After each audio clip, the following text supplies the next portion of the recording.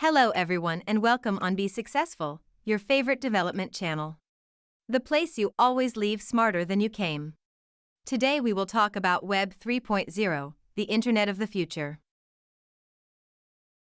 Web 3.0 is the upcoming third generation of the Internet, where websites and apps will be able to process information in a smart human-like way through technologies as machine learning, big data, decentralized ledger technology and many more.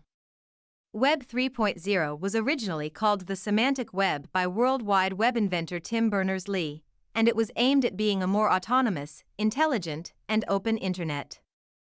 Web 3.0 is all about the data ownership. If you think of 1.0 or 2.0, all information about how you interact with the content is stored by whoever is a provider. Is it Google, Netflix, or Facebook? So you, as the consumer, don't have the ownership of the data that are collected during your internet session. So Web 3.0 is about basically how all those different stakeholders participating in a given internet business ecosystem retain control over their data and how we make basically a new business model centered on really monitoring the data.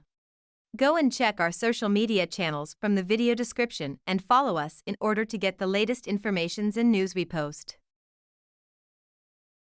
As Web 3.0 networks will operate through decentralized protocols, the founding blocks of blockchain and cryptocurrency technology, we can expect to see a strong convergence and symbiotic relationship between these three technologies and other fields.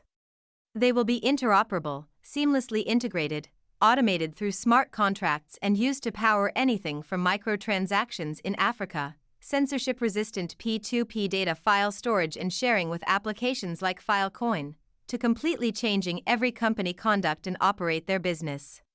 The current slew of DeFi protocols are just the tip of the iceberg.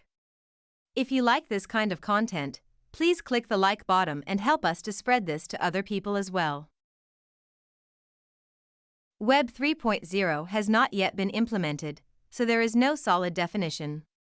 It took over 10 years to make the transition from the original Web 1.0, to Web 2.0, and it is expected to take just as long, if not longer, to fully implement and reshape the web with Web 3.0.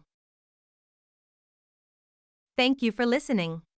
Please tell us what do you think about this video in the comments section down below, and don't forget, until next time, take care of your money.